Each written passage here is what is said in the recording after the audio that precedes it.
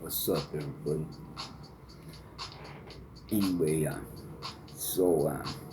when I was sitting up in the hospital after I flatlined as a 14-year-old kid, I started seeing these crazy things as I was deceased, I guess. I was dead. I flatlined. I could see the machine that, records your vitals. I could see the flat line, red, straight, flat line.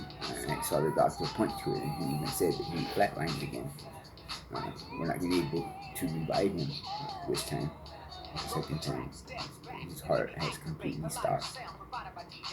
And that's when I seen like a darkness like I am in right now, actually. And I started feeling really scared and like lonely, type of scared, because I could see myself lying down on the gurney down below me, and I can see my mom sitting there crying, my dad standing behind her trying to console her, and the priest reading out the Bible, the room full of homies. They were giving me my last rites, the priest was. And so I knew I was dead. And as soon as I started feeling scared and lonely, as a 14-year-old kid would, I saw some lights come on. And then I saw a gentleman, a light-skinned, green-eyed, blonde-haired, slick-back, blonde-haired gentleman. And a lady with long hair, jet black hair with like salt and pepper hairs in it. And she just stood quiet, and the man did all the talking. He kept saying, well, he didn't keep saying, but he said, "Maldito, where you're going is paradise" in Spanish. No tengas miedo, agarra mi mano, take my hand, don't be scared. Donde tú vas es paraíso, where you're going is paradise. Somos tu familia, where your family, translated into English. And that's when I said, God, disregard that prayer, when I was yelling at the top of my lungs, screaming, I can't take the pain. God, please let me die. Because they couldn't give me no pain medication once again, not even an aspirin, because of the internal bleeding. The bullet ricocheted inside me, and the doctor said that it left my insides looking like Swiss cheese, basically. So they couldn't give me anything because of, once again, bleeding inside. Your poison, your blood would have become poisoned, and I would have died of blood poisoning. So all they could do was put a cold pack right here, an ice pack on my side for a few seconds, and they held my arm like this, and they could see my heart pumping. I started yelling through the hole because they started breaking my ribs apart, and I started yelling as any kid would, screaming for God to let me die. So anyway, so when I said, God, disregard that prayer, if you let me go back down there, my spirit back into my body, I promise you someday I'll do something to make you proud of me. And that's when everything was flashing before my eyes, my life, what I have done in the past. Even that day I said to my mom as a little kid in L.A., right before going to the boys' home in Altadena, Sycamore Boys' Home in Altadena, as a 9-year-old kid, I told her, F your God, he's not real.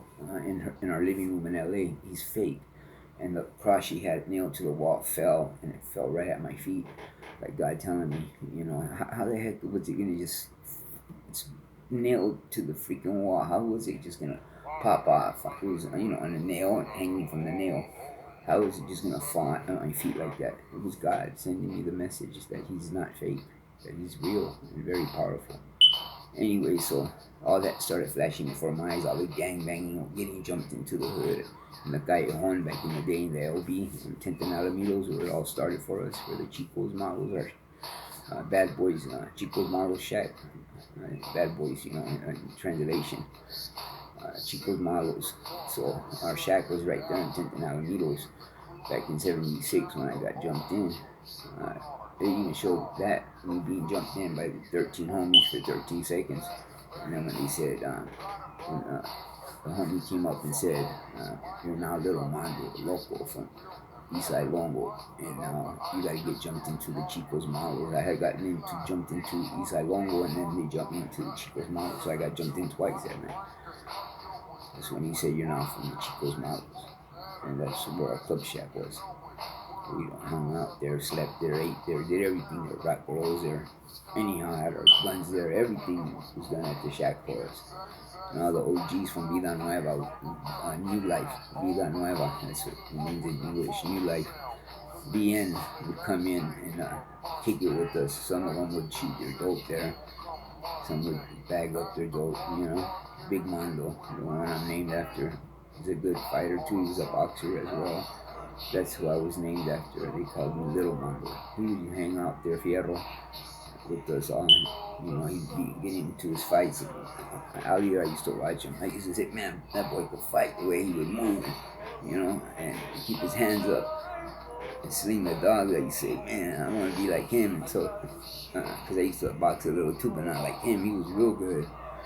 And at that age, I didn't know much about boxing except for the Balboa Marine boxing amateur fights I had participated in as an 8-year-old, 9-year-old kid before moving to Long Beach, 10, 11 years old. And then 11, when we moved to Long Beach, I got jumped in that same year. All that flashed before my eyes while I was dead. So I said, God, disregard that prayer. Let me just go back down there. I promise you I'll take the pain, and someday I'll do something to make you proud of me. That's when I opened my eyes, and there I was in the same position that I saw myself from up there. So, the thing with that, what the hell is wrong with this song?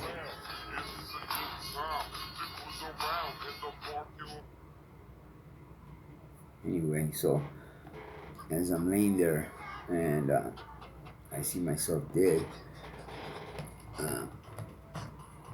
that's when my life flashed before my eyes. So when you die, you'll see what I'm talking about, people. It's kind of hard to sit here and explain it. You have to live it and experience it yourself to see how powerful God is. He's not fake like I used to tell my mom when the cross fell at my feet. He's real and very much real, very powerful. And I would never do anything to cross him ever again or use his name in vain. Anyway, so, after going to a youth training school, YTS, and gangbanging in there, getting jumped by the enemies and fighting with the dudes from Weedmonds and Hawaiian Gardens and all those enemies we had back then. Even dudes from the west side of Longo we were fighting with back then.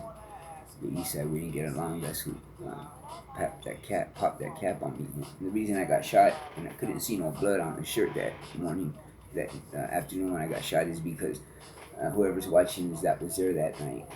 There's no reason why. It's because when I was between the cars taking a leak, I saw the car pull up and I saw the Mexican dude with the shitty shotgun and the Chicano dude driving with the bandana over his head, the shooter. And I was between the two parked cars. And being the shirt was so baggy that when they pulled up, I seen him say, "Where you from?" I said, and the homie said, "East side long one." He's like, "Fuck the east side, the weak side, or the cheese side," whatever he said. And then the homies, he's like, "Where's that long wall?" And he pulled the gun out. I saw the girl standing there, Sandra, and them. So I tried to grab the gun. I came out from between the two parked cars. I was taking a leak.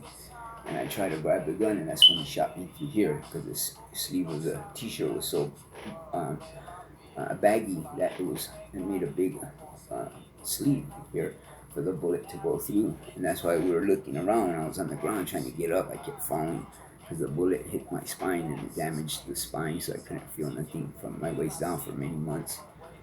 And that's why every time I kept getting up, that's why I flatlined in the ambulance, because every time I did that, the surgeon said that made more blood go into my lungs because your heart's pumping faster from all the movement.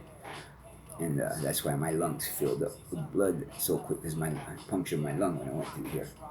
So when I started spitting up blood, that's when the homies believed that I got shot, because there was no blood.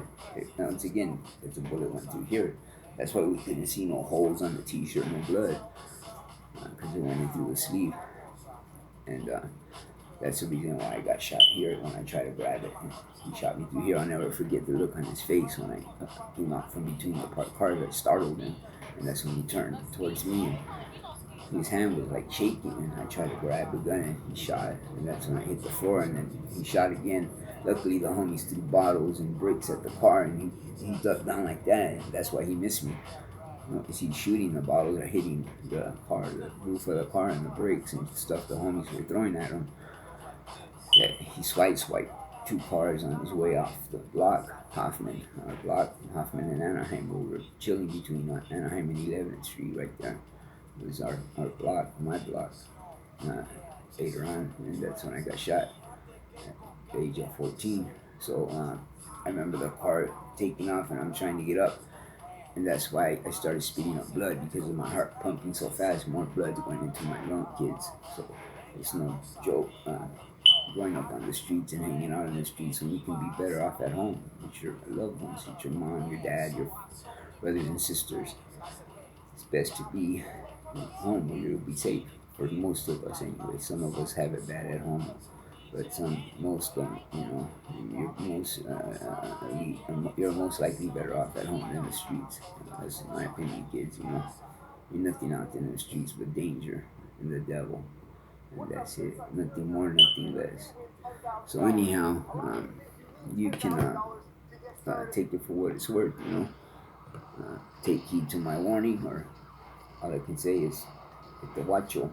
See you later, alligator. After a while, crocodile. Anyhow, so as years go by, um, I'm going through the youth authorities and all that, juvenile camp placement, boys' homes, gang banging, getting my nose broke by bigger kids, and just fighting my way out of every situation I could. That's why I'm so good in teaching the boxing, the fight game, is because that's what I lived for so many years on the streets. You have to fight to survive out there, and in prison as well. Getting shot, stabbing people in the yard. The gunner's right there with a mini 14, and you're busting a move right below him.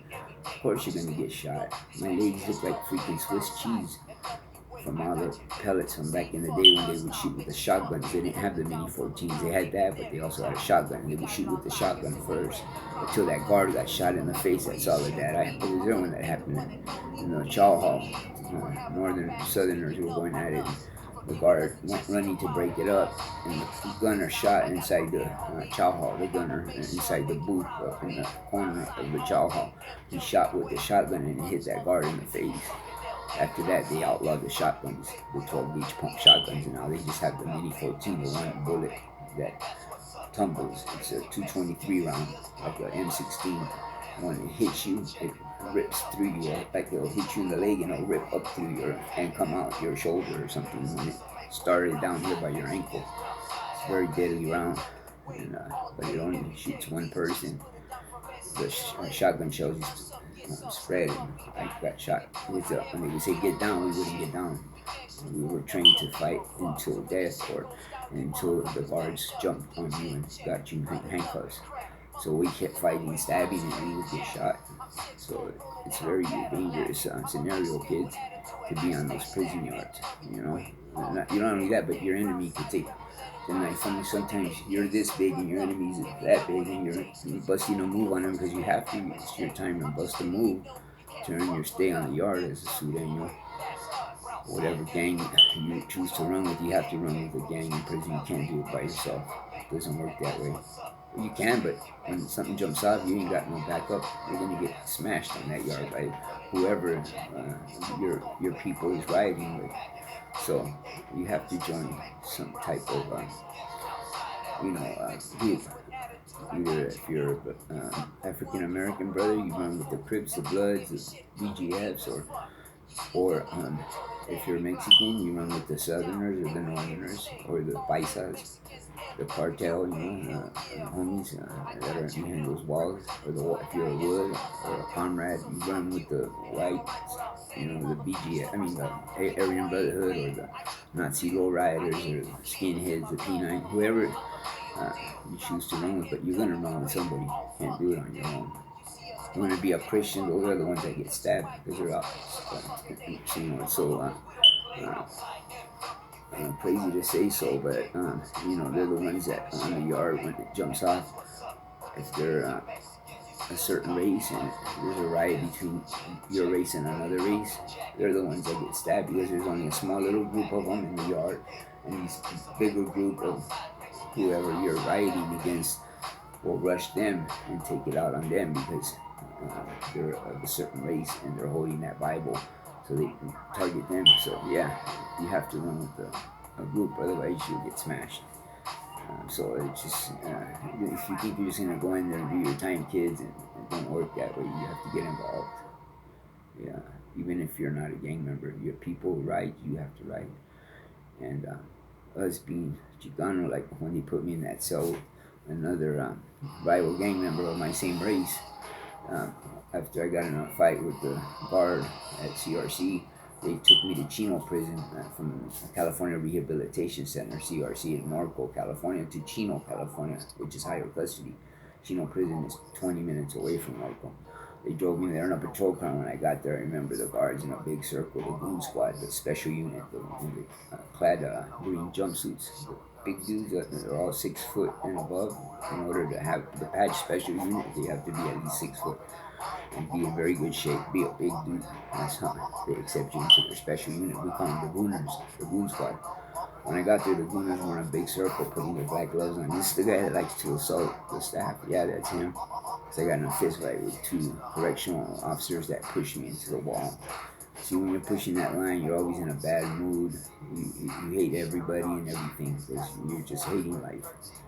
Because you're surrounded by so much violence and death that you start feeling that and thinking that. So when he pushed me in the wall, that's why I beat it, because the camera showed reports that guard pushed me into the wall for no reason, just to search me. You can't do that. You're supposed to get up against the wall, sir, with respect.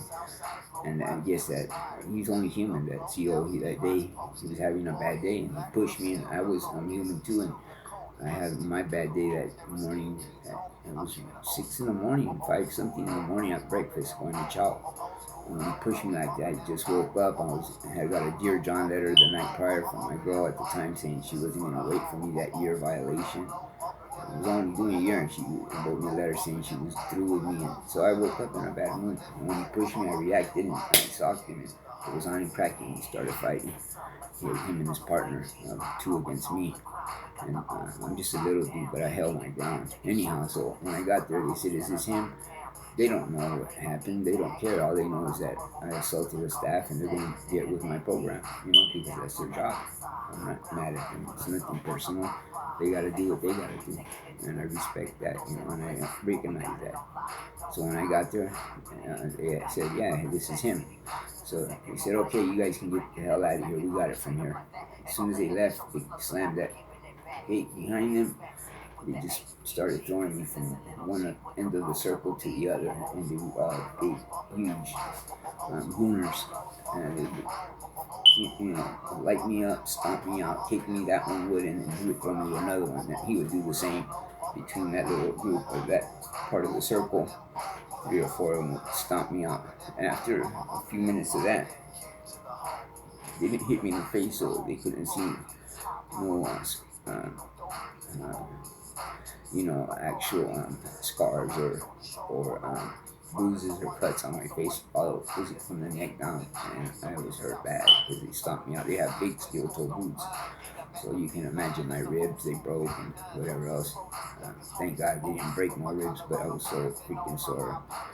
The next day, I felt it so bad I couldn't even move. I was like this in my bed in the hole, hurting like a mother hubber. And so when he got me up, he said, "You're no longer from Long Beach." He looked at my jail record card, my JRC that follows you, the little chrono, saying where you're from and all that. So your description, your jail record description is on that little card. That's why they call it a chrono. So anyway, he looked on the chrono and he saw that I was committed from Long Beach, California. And so he said, "You no longer answer up to Long Beach, you're from Fresno." And at the time, the Fresno Bulldogs and the Northerners were going at it. So I already knew something was up, but we're taught to go wherever they put you and you represent. And you don't rank out. When you're hit up, you say where you're from, and if it's King Kong or Godzilla in that cell, you fight to the death with them. And that's how we're trained kids, to stand our ground, not to rank out. So when they took me to this one cell, this dude had his chest towards the wall, and when they slammed the gate behind me, I'm still handcuffed. I'm waiting for the handcuffs to come off. Well, this dude turns around, and I can see that whatever, I'm not gonna disrespect anybody's body or hood, but he had his lockout right here, and I saw it was a rival. And he asked me, "Where you from?" I said, "Longo, East Side." So he said, "Charlie," and he took off on me. So he hit me once. I fell on the bottom bunk. I tucked my legs in. And when he went bent in, because the top bunk, he couldn't come straight in. He had to crouched down, and when he crouched down, because the top bunk was empty and the bottom bunk was all made up, that was his bunk. When he came, put his head down like this and came in to sock me again, I kicked him right here with the heel of my foot, and it knocked him into the corner where the toilet is, and he fell on the toilet in a sitting position. So I got up, and I knew I didn't have my hands because it was cuffed behind me. All I had was my feet, knees, and my forehead. So I kneed him while he was sitting on the toilet. I didn't kneed him in the face. And as soon as he got up, I headbutted him. And when I headbutted him, the back of the collar right here, I heard the gate open, and I felt the guard grab me from the back of my collar, and he pulled me out. And he slammed the gate closed, and I hit the grill gate that is along the bars. Along the bars, about the railing, so they can't throw you over the railing anymore. They have like a chicken wire mesh gate, so you can't throw anybody over the tier no more. They have that, so I hit that, and then, the dude said, "Hey, it wasn't my fault. Look here, see the bed moves on Brano. They told me to put you in with Felix." That came from control. I had nothing to do. I didn't know you guys were rivals. I'm like, "Don't worry, I know it wasn't you. Just handle what you gotta do. No worries." Once again, I know that it had nothing to do with you. You're just a hallway officer. You didn't know anything about what happened. That came from the guys in R&R that beat me up. That move, I already know. I'm not dumb. It's part of their get back for me fighting with one of their brothers at arms, which is only normal. They're people and human too, and they got a job to do. And I recognize that now. I didn't back then, but later I was told that they have a job to do, and just let them do their job, their 8 hours, and go home and feed their families, their kids, because that's what they do for a living. That's their job. They're not your homie. Don't be their friend. Don't buddy up with them, but give them their respect, and they'll give you yours. If you get caught making wine, let him have the wine. Was it worth you fighting with him over wine? Now you're in the hole with me. The big guy told me it came from the treasure chest of all good things. Very powerful gentleman that was very well known and respected, and got a lot of power in the prison system and the streets. He told me he was there, worked it. Little Mongo, now look at you, youngster. You're up in the hole here with me, and you're stuck like a truck now. And you could have just let the guard take the wine. He's doing his job. And we're going to flush it or do whatever they're going to do with it. Flush it down the toilet. You make some more, and that's that. Just once again, let them do their job and go home. And we don't have a right to say they're a piece of shit because they're not our homie. They're a correction officer. If they go to court and telling you they're not a rat, they're just doing their job. They're law-abiding citizens. And you being a gangster, you need to respect that and recognize that. And once you do, they'll start giving you respect in return. They'll overlook the wine and stuff like that. But while you're still getting in their face and arguing with them, they're gonna come hit your cell and take your shit. So you have to give a little to get a little. So you gotta give respect to get respect. And just leave it at that. And from that day on, I stopped arguing, but that was way later down the line. When I was young, in those level 1 facilities before going to maximum security, ag units and what have you, administrative segregation, the whole. When I was just a regular programmer on those minimum yards like CRC, all of that stopped when I hit those maximum security yards. I learned from the best, the big guys. You know what I'm saying? Without saying any names, I learned from them, and I learned a lot of beautiful things that made me the man I am today. So once again, I don't throw names around, so we'll just say that gentleman. That gentleman was very powerful. And he's like, see Lightfoot later on. That was the AKA he gave me. It was Lightfoot. He said, see Lightfoot, and it wasn't worth it. Now you're sitting up in here with a new charge, and you're going to get more time on your little year violation that you were doing, whatever at that time. Because I always went with 5 years, 6 years, and I would turn it into more.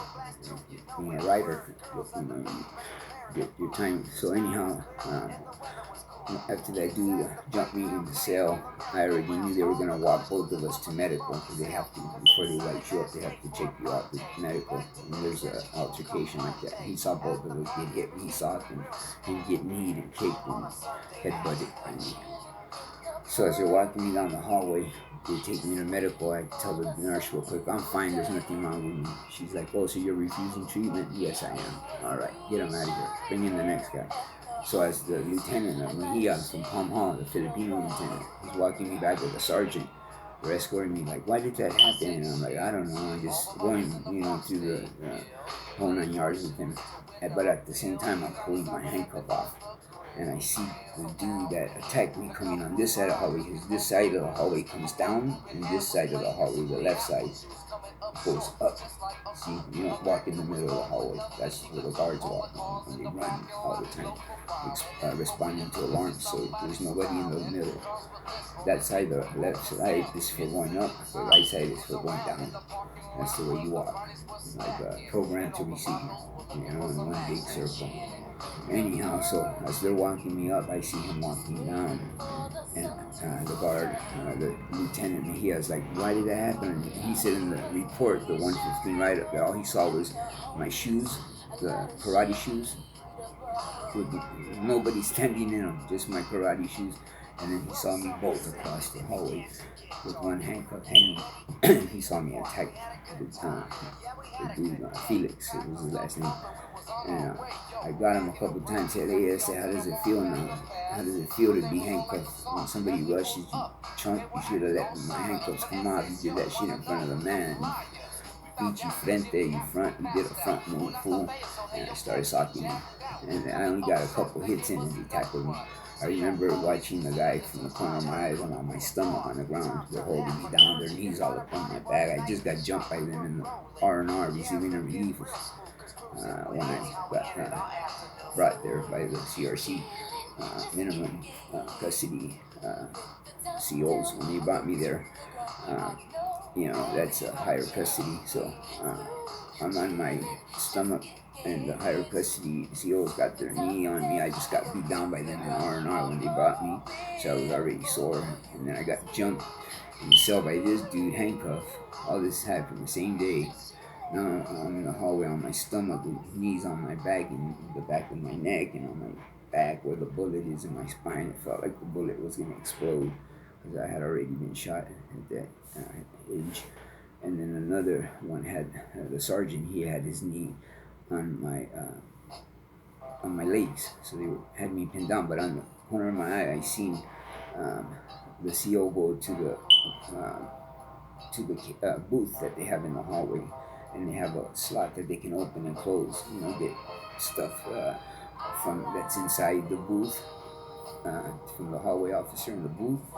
They can give things to the guards that are outside in the hallway, and the hallway guards can give something to the guard that's in the booth, whatever, a report or whatever.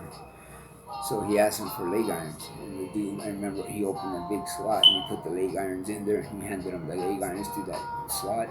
He closed it back up, he walked over, and he put one on this ankle, one on that ankle, got me up, and walked me back to Cypress segregation, Cypress Hall. They call it Palm Hall Overflow, because that's the whole Palm Hall. And it was too full, so they didn't have a cell for me in Palm Hall. So they put me in Cypress Seg Overflow, Palm Hall Overflow, which is where they keep dudes waiting to go to Palm Hall when it's too overcrowded. So they put me in a cell, and this time by myself, and I ended up seeing that dude again later, but that's another story. So as you can see, that's the kind of life you'll be living, kids. If you go behind the walls, you'll be getting attacked, you'll be attacking, and that's just goes with the territory. That goes hand in hand with that way of life. Once again, kids, take all this for what it's worth, huh? This is nothing. Later on, I slipped my cuffs again, but see that deputy, that CO, he had a lieutenant from Palm Hall. He had already wrote in my C file where they keep all your information. They store all your information. It's called a C file.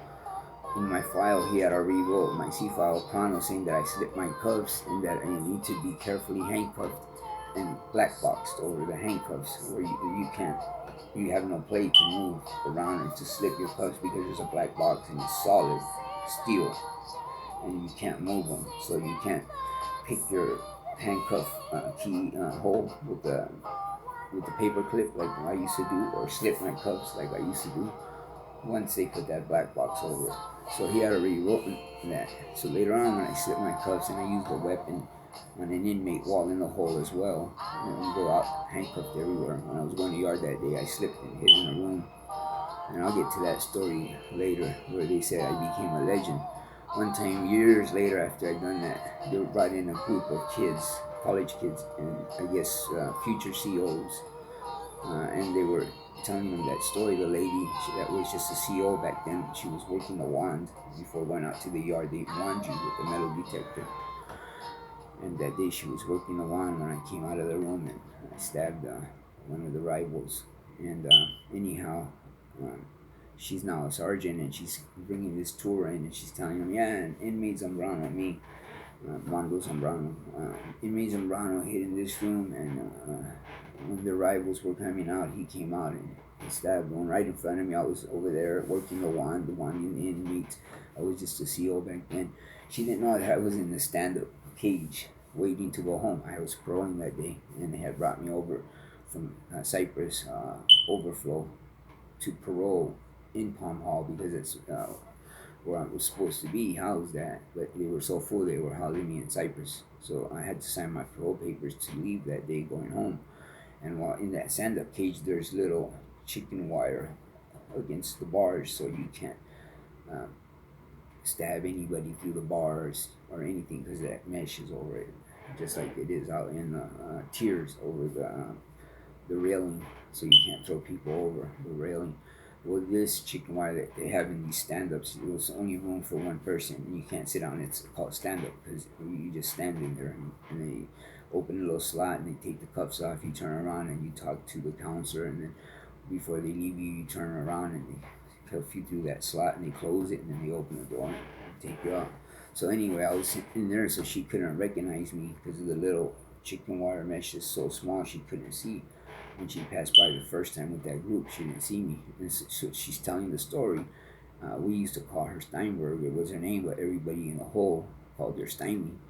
I said, Stymie. Well, she's telling this story to these kids, to this tour of kids, college kids and future cadets, that will become COs later in life.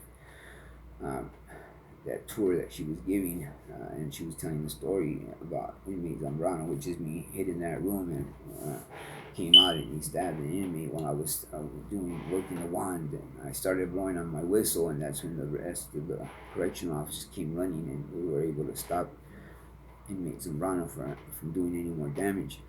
Well, I said, Stymie, and she said, what? Who's that? And I go, me, the guy that you're telling the story about. It's me, Zambrano. And she said, oh my God, that's him right there. And she walked back over to where I was in the stand-up and through the gate and through the little chicken mesh. She's talking to me. What are you doing here? This was 10 years later. I'm like, oh, I'm paroling today. She's like, oh, well, I'm just giving this tour. And I go, yeah, I heard you tell me the story. And she goes, this is him. She told the kids that she was, the boys and girls, that the college kids, that she was giving a tour of the prison. And she told the males and females that were in that group, this is him right here. Anyhow, but that's another story. Later on, I'll get to that. It gets more intense, kids, but I'm doing this so you guys understand that it's no walk in the park, that way of life. You will be involved in a lot more. This stuff that I'm sharing with you and a whole lot more. So I would say think on it ponder on it real tough before you make that decision of getting jumped into a hood or to a lobby. Because maybe that loca ain't nothing nice, huh? Anyway, I'm not feeling well because the bullet in my spine, they have to give me pain medication, and I was trying to get off that, and I got on methadone detox, and now this new doctor that I got, he said, like, I don't agree with what the other doctor signed your coordination of care with the methadone clinic. I don't care what it is he did. I'm the doctor now, and the new doctor, and you cannot get transferred to Dr. Carno's clinic where he is now. He's still at the same clinic, just at a different location, which is only a few miles away, and they won't let me transfer to him. He's the one that signed me to participate in the methadone program, the detox program, to get off the pain medication because it's an opiate and I want to get off of it, and I can't because I'm in too much pain now. I see, so I have to continue doing the pain medication. But I'm detoxing the methadone, and I asked him, "Can you just let me go back to the doctor that approved it and let him detox me?" He's like, "No, I'm not gonna let you do that. I'm denying your transfer. You're not gonna transfer." And so now he's detoxing me from the oxycodone pain medication that they give me every month. And detoxing myself, I chose to detox myself from the methadone. I was never asked to do so. I just did that on my own because I wanted to get off of it. And now my back is in a lot more pain, and I'm withdrawing from both. And yesterday he gave me a hard time. He lowered my quantity of pills even more now. So um, I'm gonna look for some legal advice because he had a nurse in there, or some lady. I don't even know who she was. And the whole time that I was doing the examination, the follow up, and later I found out that that's against the law. They're not supposed to have anybody in that room with you because everything is supposed to be confidential. Your medical uh, examination, what have you, is supposed to be confidential unless you give the okay for that person to be there. Well, he didn't even ask me. He just brought her in there, and she's sat through the whole examination. So I'm gonna look for some legal counsel because everything this guy's doing is just totally uncalled for. So I'm not feeling well. I'm gonna end this story for now. But yeah, later on I was able to beat all that because that CO had made that chrono and put it in my C file about me being able to slip my cuffs. So I was able to, walk and not get a whole bunch more years added on to my little year violation that I was doing. And that was all God's work as well, because He had a plan for me, and that's to be here now and let you kids know the dangers of the streets. Now I see how that bullet caused all this pain, and now I have to take pain medication. I've been taking it since the age of 14, so it just screwed my life up completely, 100%. You know, being involved in that street life, crazy life, la vida loca. So, mi vida loca, my crazy life. So that's what the three dots mean over the cross. My crazy life. That's what the three dots over the cross means. The Pachuco cross on your left hand side means you're from the left, which the Aztecs would have. Left meant down and right meant up. They didn't have east and west. Anyhow, that's it for now. Later.